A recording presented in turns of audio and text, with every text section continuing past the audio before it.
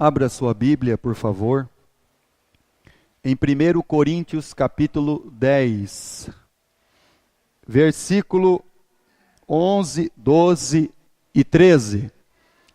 Estas coisas lhes sobrevieram como exemplos e foram escritas para a advertência nossa. De nós outros, sobre quem os fins dos séculos têm chegado. Aquele, pois, que pensa estar em pé, veja que não caia. Não vos sobreveio tentação que não fosse humana, mas Deus é fiel e não permitirá que sejais tentados além das vossas forças. Pelo contrário, juntamente com a tentação, vos proverá livramento, de sorte que a possais suportar. É um fato inegável que cada um de nós aqui nesta noite, e aqueles que não estão aqui, todos foram, estão sendo ou serão tentados. Preste bem atenção nesse fato. Todos nós que estamos aqui, aqueles que não estão aqui nesta noite, todos, sem exceção de ninguém, estão sendo ou serão tentados. Jesus, ele diz que nós vamos ser tentados porque a carne, de fato, ela é fraca. Mas não é pela questão da nossa fraqueza que nós temos um álibi para cair na tentação. Jesus ensinou a gente a orar e a pedir e clamar: não nos deixe entrar na tentação. O apóstolo Paulo, quando ele está falando sobre o povo de Deus, ele diz que essas coisas foram escritas para nós, para a advertência nossa.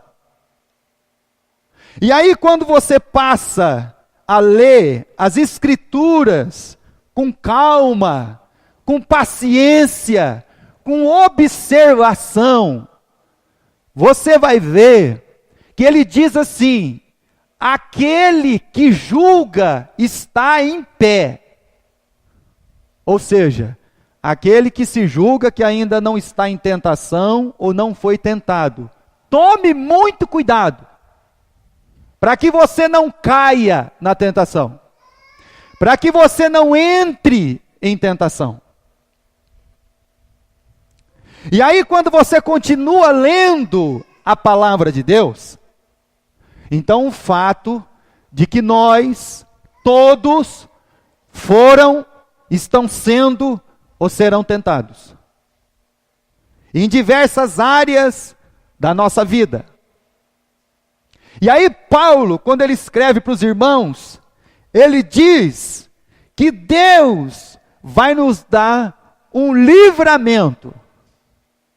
E quando você pensa no livramento, você logo imagina que quando Daniel, todos os dias, quando ele está lá na Babilônia, ele vai para o quarto dele, ele abre as janelas para Jerusalém, no sentido de Jerusalém, e ele ora todos os dias. E aí você nota que a oração, a dedicação de Daniel em orar, em um homem que não se contaminou com as coisas deste mundo, não foi suficiente para livrar ele da cova do leão. A palavra de Deus, ela nos diz que Deus vai dar um livramento para nós, vírgula, livramento da tentação, livramento da provação e da tribulação? Não, irmão. E aí ele termina o versículo 13. De sorte que a possais, o quê? Suportar. Então, quando você estiver sendo tentado ou atribulado, você entenda uma coisa: que Deus vai te capacitar, vai te dar graça para você poder suportar esse momento.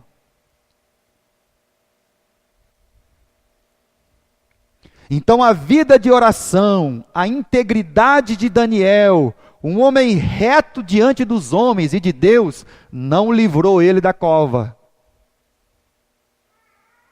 mas tirou ele de lá.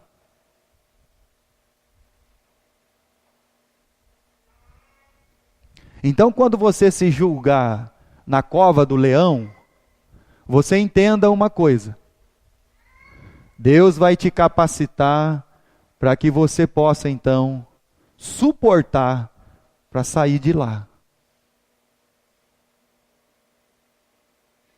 Deus vai dar condições físicas, emocionais, graça, para que você saia dessa situação.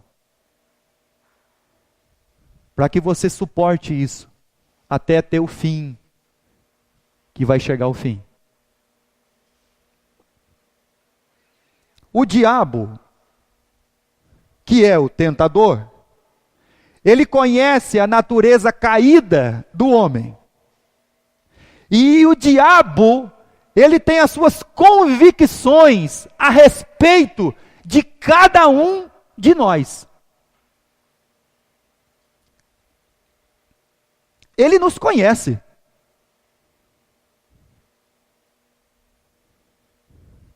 Ele sabe onde você trabalha. Ele sabe o que você faz. Ele sabe como é que é a sua vida também.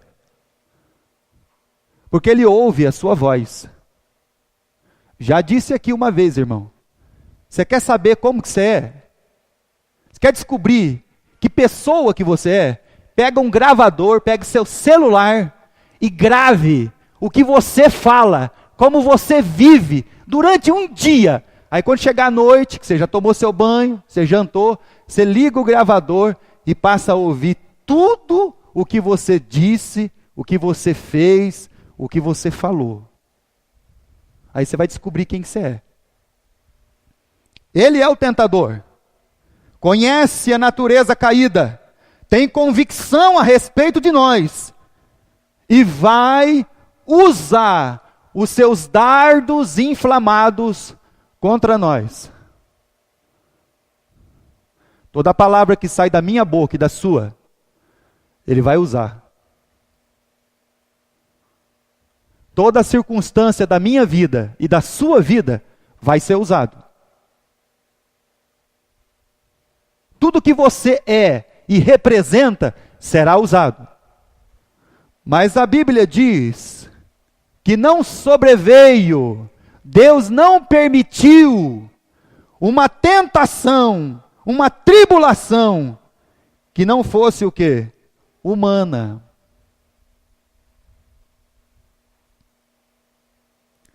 Então tem pessoa que diz assim: o meu problema é grave. A minha situação é terrível. E a palavra de Deus me diz assim: não veio sobre cada um de nós nada que não fosse humano. Abra a sua Bíblia em 2 Coríntios, capítulo 1.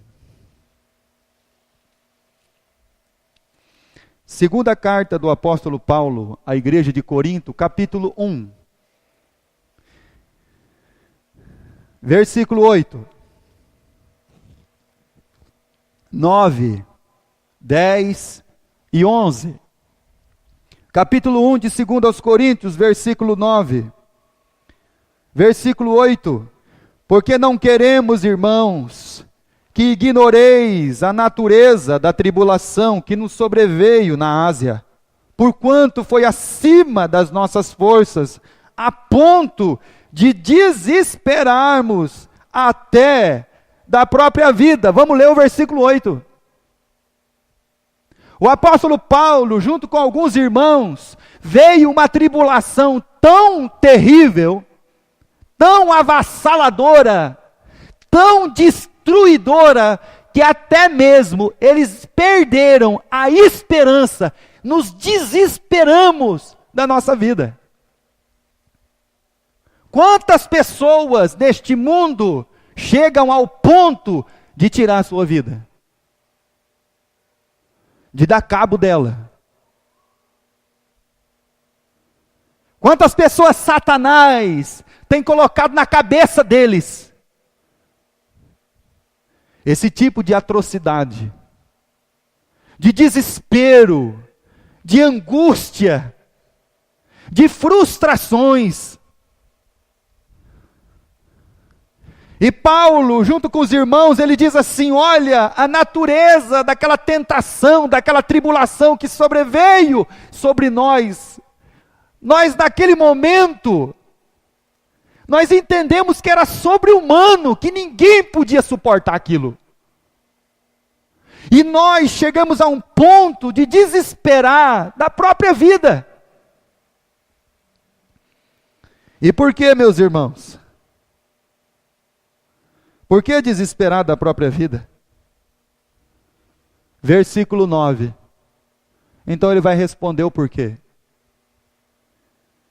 Contudo, já em nós mesmos tivemos a sentença de morte, vírgula, para não confiarmos em nós.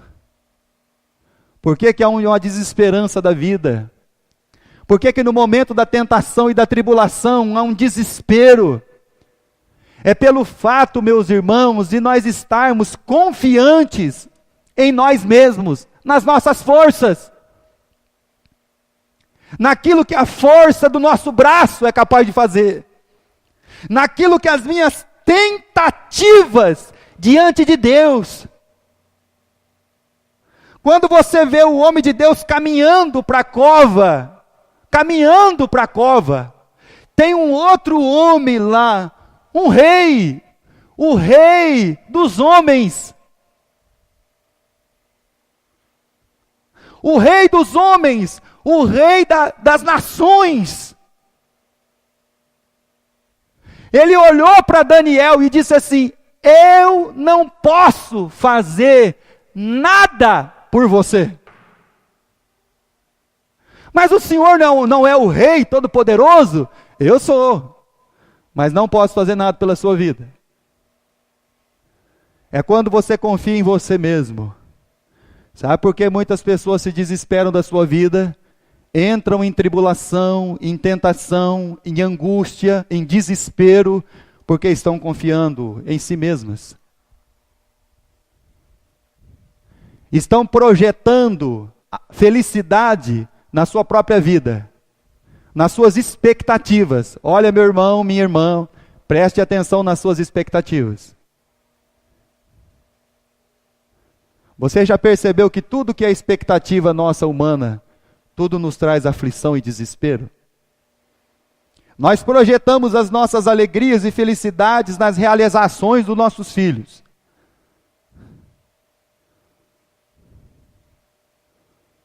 Na realização do nosso trabalho. Quando eu chegar lá, quando eu conseguir isso, quando eu conseguir aquilo, aí eu vou ter sossego, aí que você vai ficar desassossegado. Porque você vai descobrir que não era nada disso.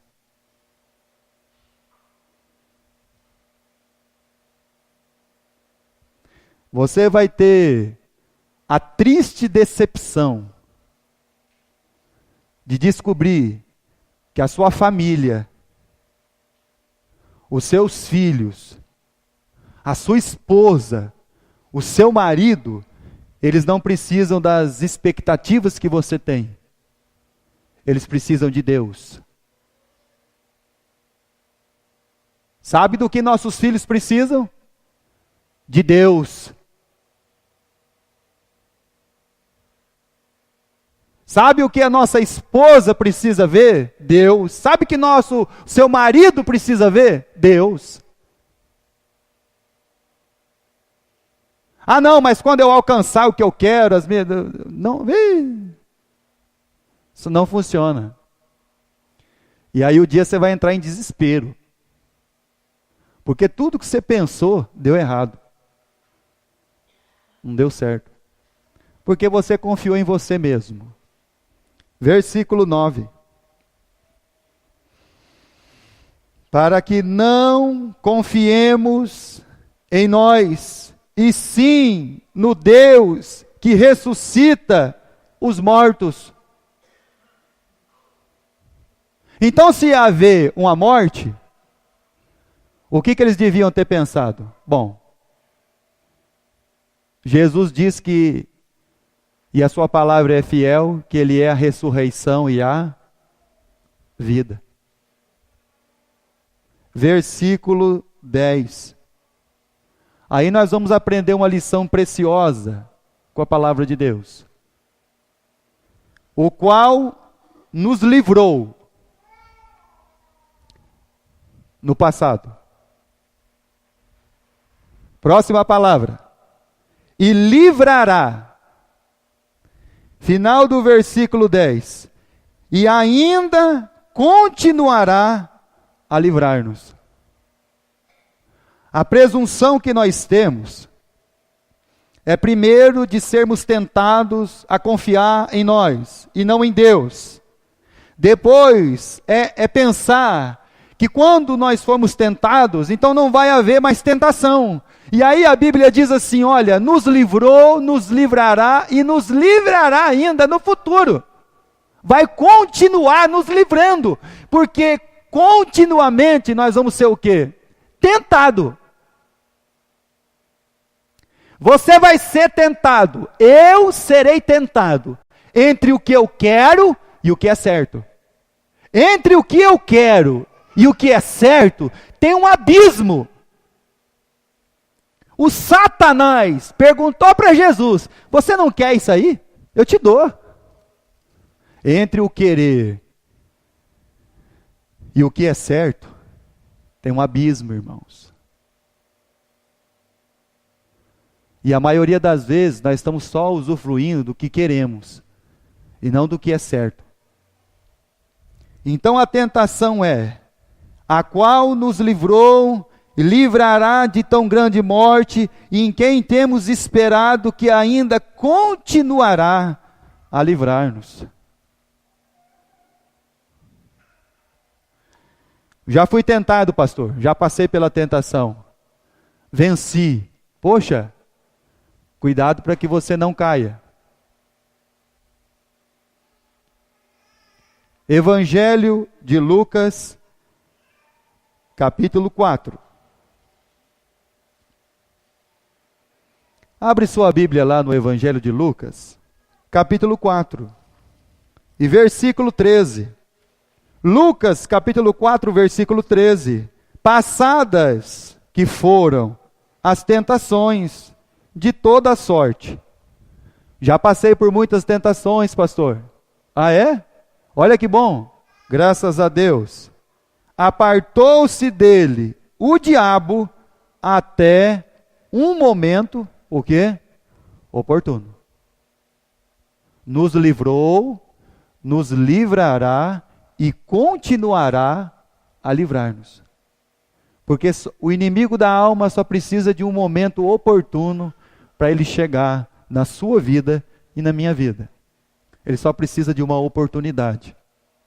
O apóstolo Paulo está falando sobre a questão do fato da tentação. De como nós somos tentados. E aí nós vamos continuar aprendendo com Deus. Jó capítulo 1. Abra sua Bíblia, antes do livro de Salmo, é Jó. Jó capítulo 1. Versículo 1 e versículo 2. Havia um homem da terra de Uz, cujo nome era Jó, homem íntegro, reto, temente a Deus, e que se desviava do mal. nasceram-lhe 7 filhos e 3 filhas. Possuía 1.000 ovelhas, 3.000 camelos, 500 juntas de boi, 500 jumentas. Era também muito numeroso o pessoal ao seu serviço, de maneira que este homem era o maior de todos, o do Oriente.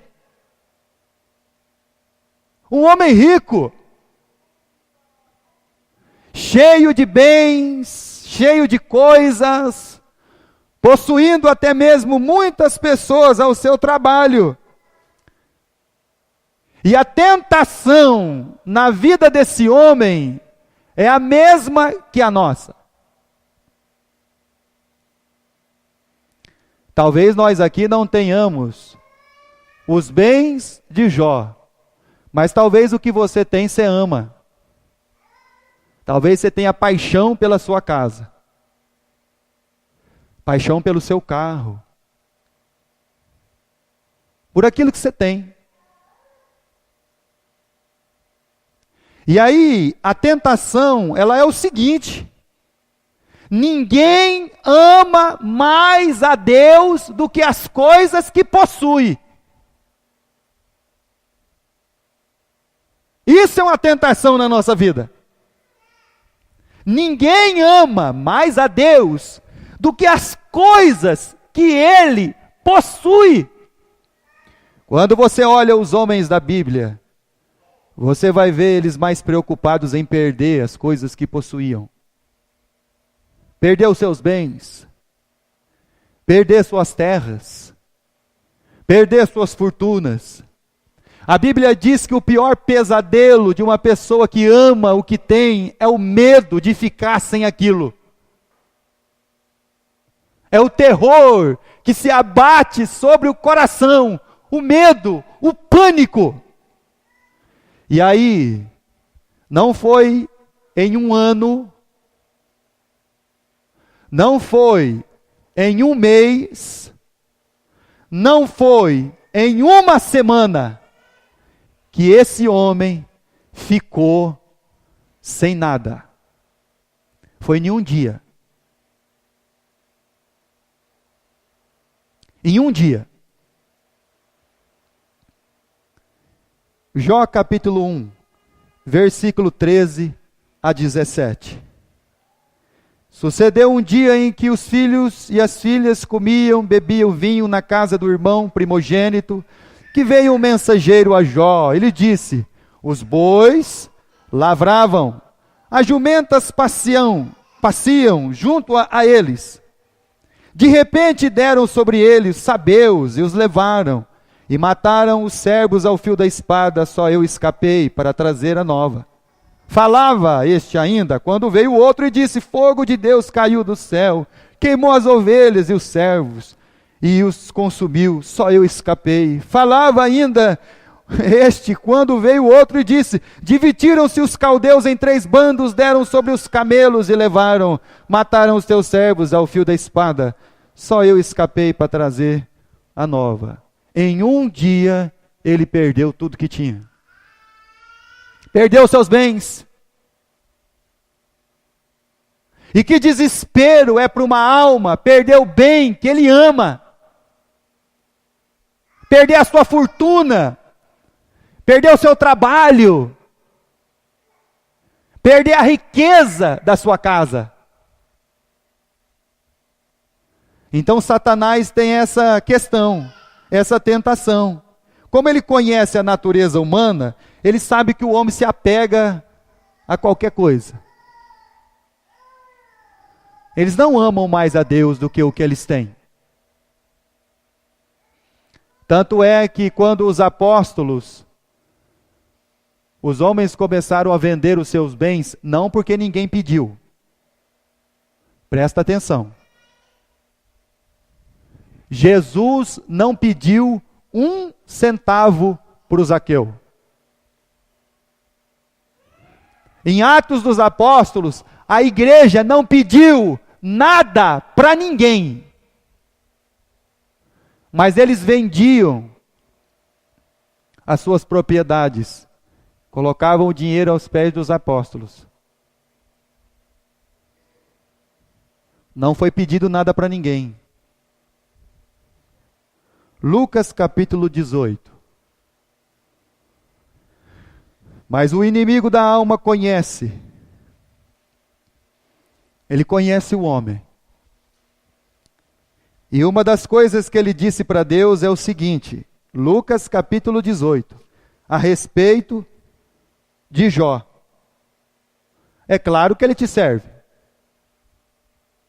O Senhor abençoa ele tem as coisas, ele é rico, ele tem tudo, o Senhor cerca ele de bênçãos, ele só serve o Senhor porque o Senhor abençoa ele, ou seja, ninguém serve a Deus por quem Deus é, eles só te servem porque o Senhor faz alguma coisa por eles.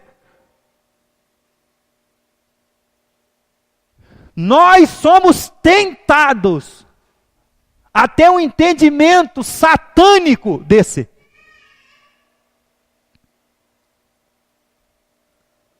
Versículo 18, de Lucas 18. Certo homem de posição perguntou, mestre, que farei para herdar a vida eterna? Respondeu-lhe Jesus, por que me chamas bom? Ninguém é bom senão um, que é Deus. Sabes os mandamentos? Não adulterarás, não matarás, não furtarás, honra teu pai e tua mãe. Replicou-lhe, tudo isso tenho observado desde a minha juventude. Ouvindo Jesus, disse-lhe, uma coisa ainda falta.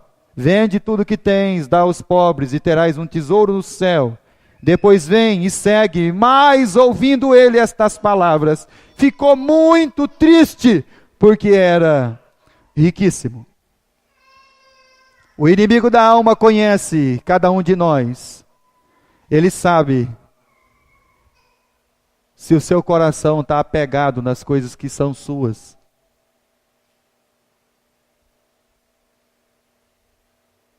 Jó, capítulo 1. Versículo 18 e versículo 19. Também este ainda falava, quando veio o outro e disse, estando teus filhos e tuas filhas comendo e bebendo vinho em casa de irmão primogênito, eis que se levantou um grande vento da banda do deserto, deu nos quatro cantos da casa, a qual caiu sobre eles, e morreram, só eu escapei para trazer-te a nova. Ninguém ama mais a Deus do que a família. Essa é a tese do inimigo da alma. Esse é o pensamento que ele tem de nós. Mexe com a família dele para você ver se ele vai continuar te servindo. Mexe com os filhos dele.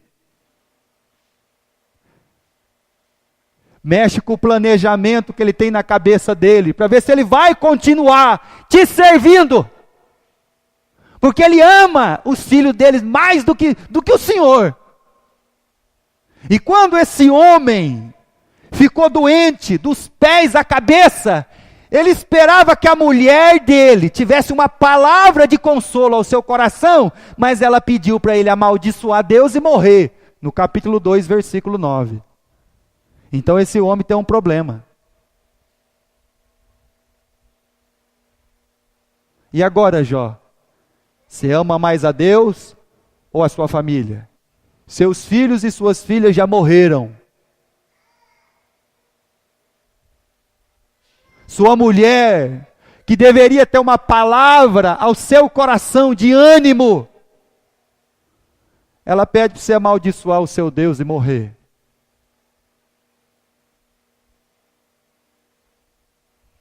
Ninguém ama mais a Deus do que família. O inimigo da alma conhece o coração do homem. Lucas capítulo 14. Nós somos tentados, meus irmãos, todos os dias, a todo momento. Lucas capítulo 14. Jesus, quando olhou, viu aquela multidão que o seguia. Versículo 26, ele diz assim, Se alguém vir a mim e não aborrecer o seu pai, sua mãe, mulher, filhos, irmãos, irmãs, e ainda a sua própria vida, não pode ser o meu discípulo. Aí talvez chegue um dia que, lá na sua casa, você vai ter que tomar uma decisão. Qual decisão? A esposa largar do marido? Não. O marido largar da esposa? Também não. Então o que tem que fazer? A esposa é convertida? Prepara os seus filhos. Vem para a casa de Deus. O marido é convertido, a esposa não? Prepara os seus filhos, vem para a casa de Deus. Se alguém não amar menos, o inimigo da alma um dia vai tentar a sua vida. Não é para você largar do seu marido ou você largar da sua esposa, de maneira nenhuma. A Bíblia não dá apoio para isso em lugar nenhum. É para agora você mostrar para ele e para ela quem você ama mais.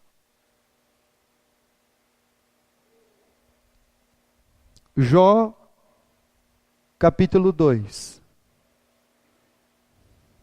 Ninguém ama mais a Deus do que as suas coisas. Ninguém ama mais a Deus do que a família. Jó, capítulo 2. Versículo 7 e versículo 8. Ninguém ama mais a Deus do que a si mesmo.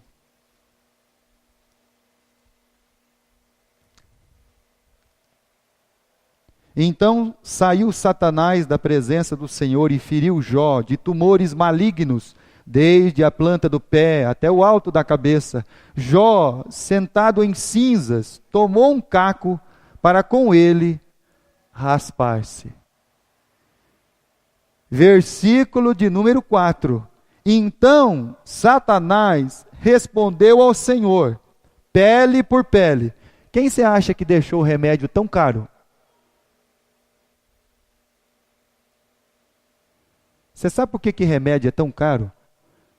E poucas pessoas têm o acesso a um tratamento adequado do seu problema de saúde?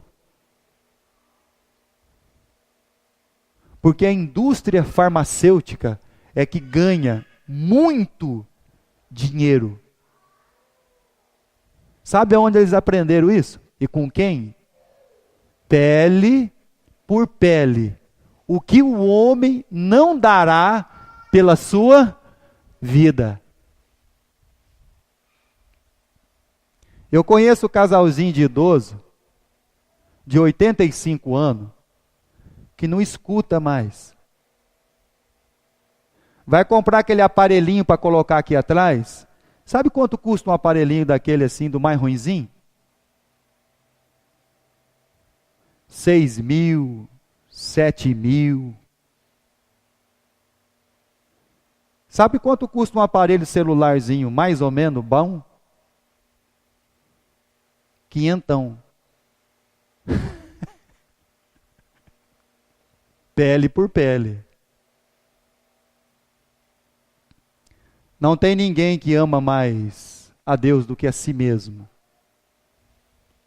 Por isso que a Bíblia diz que os homens, sabe o que eles vão virar? Amantes de si mesmo. Sabe o que cada um está querendo? Satisfazer suas vontades. Sabe quando vai conseguir?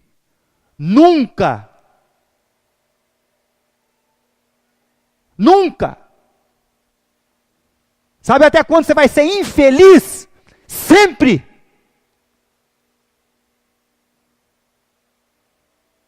Porque você ainda não entendeu. Porque o Satanás, ele te conhece bem. E ele sempre está levando a melhor. Só pelo fato de você não escutar Deus. e não amá-lo. Não amar mais a Deus do que o que você tem. Não amar mais a Deus do que a família. Não amar mais a Deus do que você mesmo. Jó capítulo 1.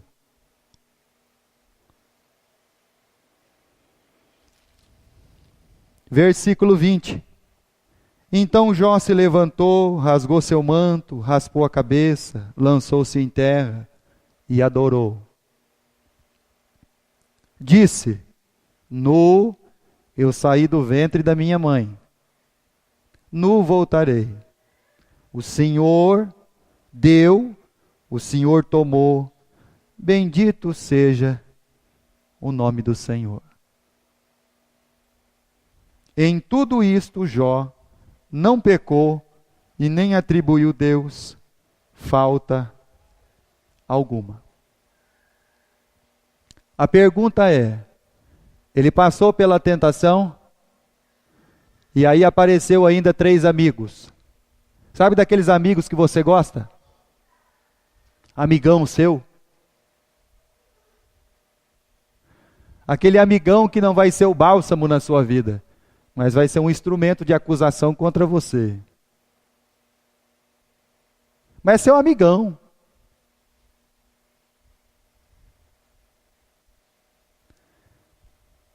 E aí a Bíblia diz que o fim desse homem é ele orando pelos amigos, recuperando, Deus lhe deu em dobro tudo que ele tinha.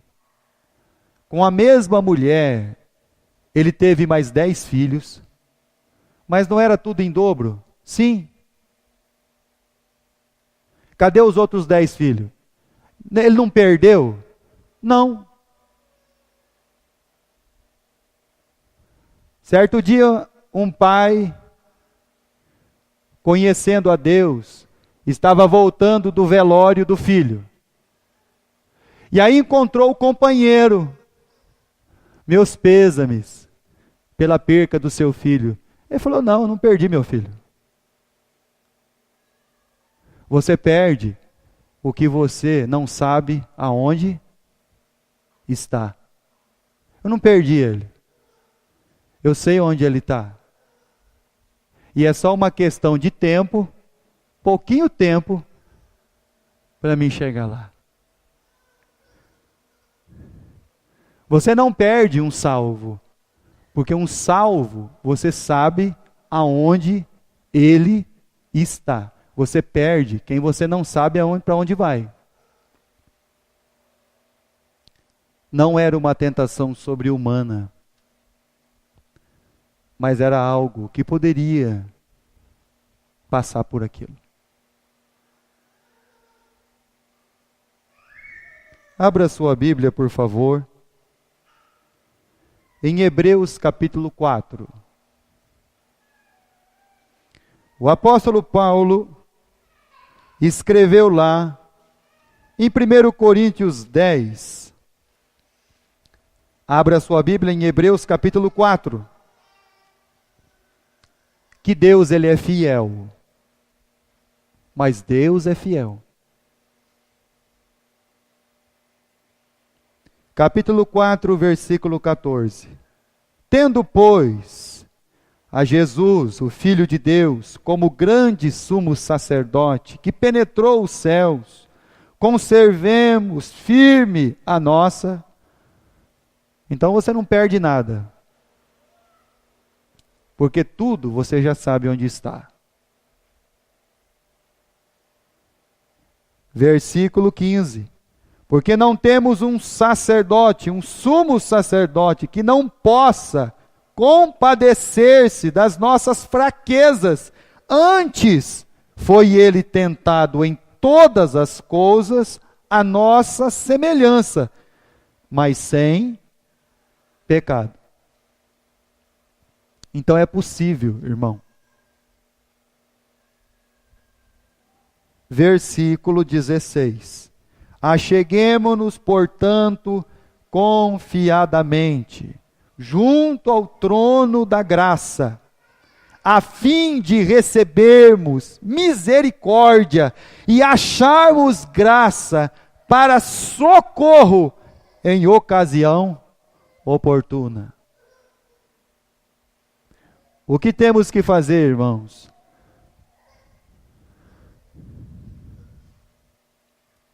É amar a Deus acima de todas as coisas.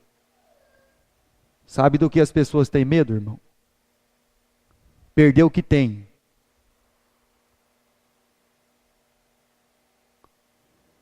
Tem medo de perder um ente querido. Tem medo de perder a saúde. Pele por pele.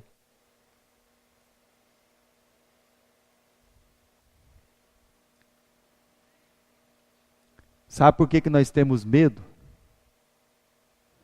Porque ainda estamos confiando em nós mesmos. Somos tentados a amar as coisas mais do que Deus. O seu filho, a sua filha, ele não precisa só de um amor humano. Ele precisa de um amor celestial.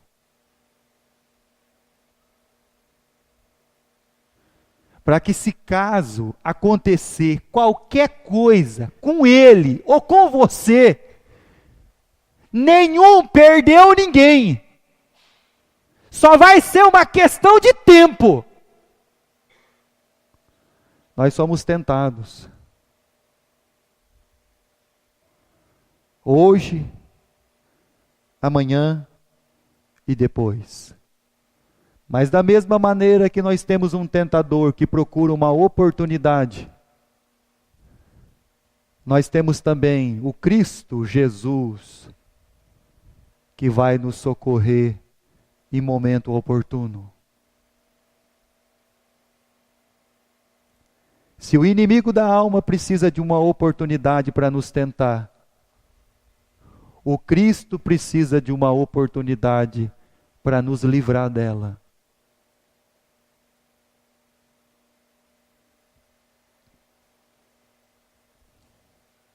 O Paulo diz: Deus é fiel.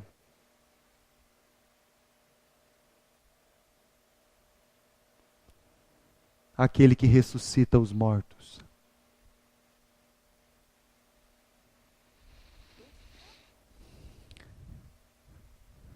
Que Deus, Ele nos ajude, irmãos, para que Satanás não ache oportunidade nas nossas vidas. Mas que toda a nossa vida seja uma oportunidade para que Deus resplandeça nela. Que Deus nos ajude e nos abençoe.